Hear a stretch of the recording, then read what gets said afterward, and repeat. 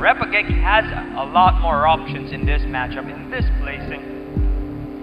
Wow! Oh my God! Look at that! Look at that! See, that concentration on both players. Oh my God! Look, guys! If you don't see, Jabito is actually sitting on two chairs stacked together. He needs the height. It will help him in this battle. However, Reppageki is already tall, so he doesn't need. He's even slouching, so it's no problem for him. And look at that! Look at that! Look at that APM! Look at Reppageki's APM! It's reaching even for the 400s. Oh my God! The concentration on both players.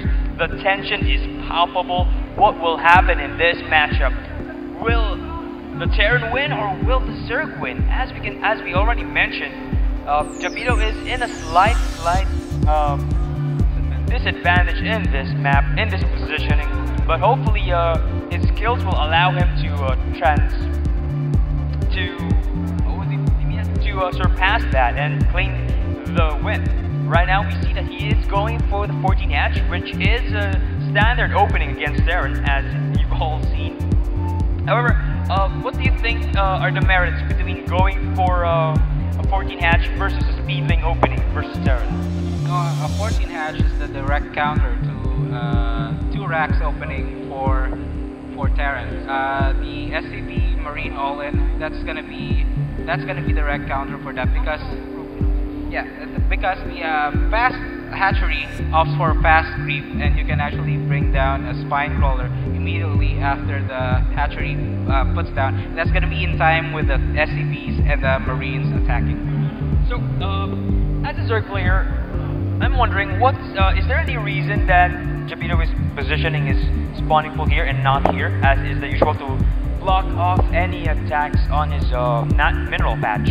Is it to prevent a wall off maybe for Hellions, or is just placing it there? It's actually just out of instinct, I think. The most actually it's quite better if you place the spawning pool on the other side of the best speed geyser, because that's going to be farther from the Terran player, and that's going to be harder for siege tanks to actually snipe those off when they come attacking on the rock. In this position, where we have this rock, it's going to be bad news. Maybe that's why he positioned it here. However, on the usual matchup, yes, you can put it behind the mineral patch so that it can wall off, and Hellions cannot go in and harass.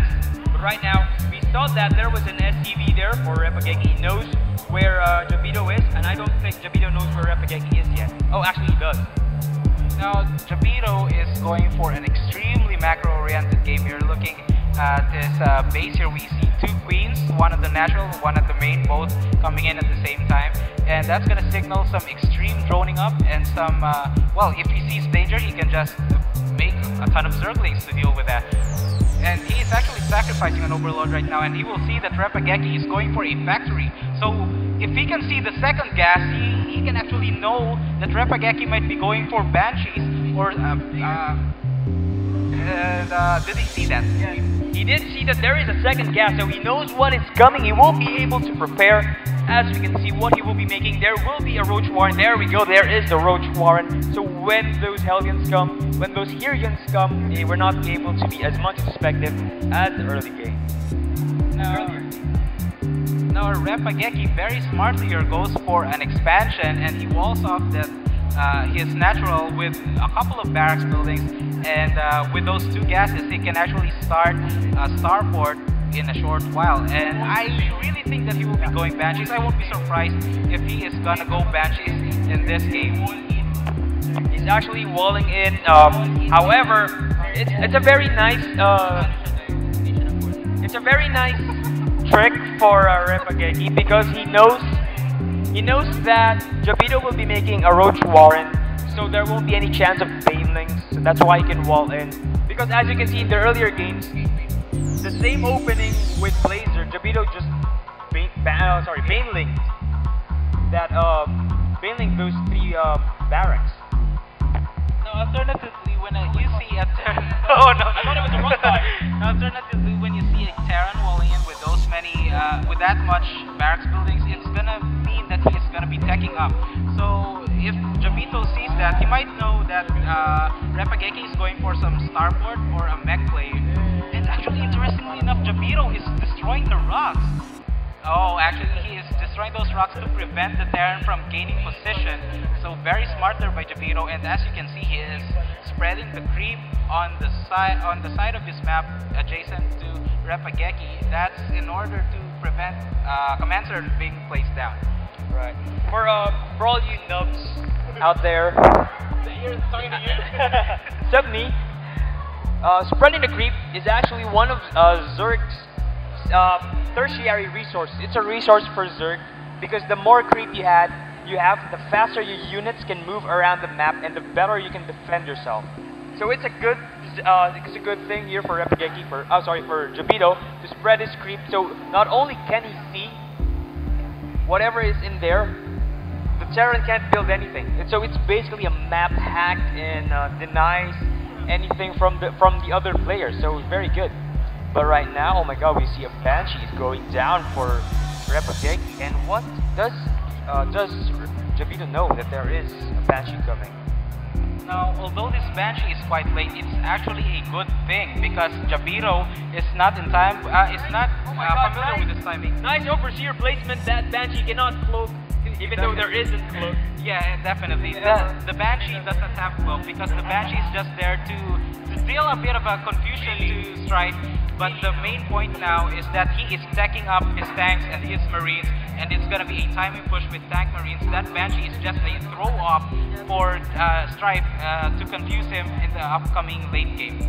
Well, the thing is, I don't think that Jabito is being tricked because, as we saw earlier, the Overseer didn't have energy, so there was a changeling there inside Reppageki's base. So he knows that there are tanks and marines incoming. It's dead, man. And here we go. Here we go. Reppageki killing the destructible rocks in his base, and Jabito killing. Oh my god. I think it's gonna be hard because, yeah, it's gonna be hard for Jabito. Not only doesn't have any units, he doesn't have banelings to counter these tanks. Oh my god. Now Jabito does have a couple of Mutalists out, but he does not have any banelings to deal with those marines. And oh no, here we go. Jabito actually looking pretty bad here. He does not have anything to deal with the incoming tank marine push. Yeah, for this push, you will need banelings and Mutalists. However, since for the early he scouted the Hellion openings, he does have roaches, but roaches are not as efficient in killing marines. They take a lot longer time, and they can be shelled by those siege tanks. So this is why I prefer banelings over roaches in dealing with tank marine pushes. Now this is gonna be the bullshit that Terran has against Zergs in Shakuras Plateau. Well, that Banshee is gonna be doing. Actually dies against the Queen, but the main part here is that those siege tanks and those marines outside the base of Strife is gonna be the bane of his existence. Once that command center turns into a planetary fortress, it's pretty much an uphill battle for Strife.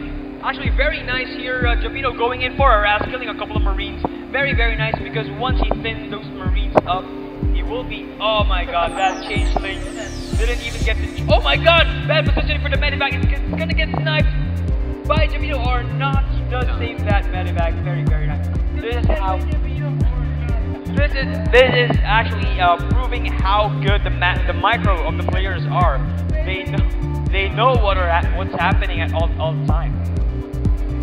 So here we go. There's a scan going, and Reppageki is on the move. He's hopping with the siege tanks. Oh my god. Jabito cutting off the supply lines for Reppageki. Is killing off whatever he can. Very, very nice. And I think, yeah, he didn't take this turret off. He should have done that to harass the Terran more. No, Reppageki is buying his time here, and that's pretty smart. But the thing is, Jabito is getting baneling speed right now, and if he does get baneling speed, he might have a chance against this Terran leapfrogging with the siege tanks. But the main problem, though, is that the planetary fortress is gonna be up in a short while. Is that a planetary? He actually goes for an orbital command. So, oh my god, this is the difference. If if it was a planetary fortress, there would be no problem for Reppageki to defend this. But since it's an orbital command, once Jabito deals with this push, he can just easily take that expansion, and that expansion will not be able to defend for itself. Oh no! Oh, here we go. Some more sniping going in by Jabito. And here's the thing: the longer Reppageki waits, the more units Jabito will have. Even as a third expo here, so Reppageki's running out of time. He needs to do something as soon as possible. Alright.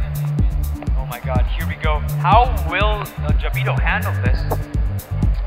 The siege tanks are getting in position. The Marines are being protected by this. Very, very nice. As you can see, the siege tanks had a lot of range here. And wow, even reaching the spawning pool. This is the problem. If the spawning pool goes down, Jabito will not be able to reinforce his army with Zerglings. So he needs to micro this just perfectly. Oh my god! Look at that! Here goes the attack. So many roaches killing off the push. Baneling taking out all the Marines and the roaches. Gonna kill all those siege tanks, no problem. And where are the Mutalisks? No, there we go. Whoa! He didn't even use the Mutalisk! Ah, man. And this is gonna be the difference maker because of the orbital. Here we go. Here's the thing. If there was a planetary fortress there, he can kill these roaches, no problem. However, since it's an orbital command, there we go. The SCV is trying to surround the store, but the Mutalisk DPS is just too much. It's gonna go down. It's gonna go down. The queens are trying to pick off whatever they can. And I think, and there we go. There's a Mutalisk. I think there's a GG. Jabito, I think, is one. Reppageki, it's very, very hard for him to get back from here. He doesn't have as much units as he could.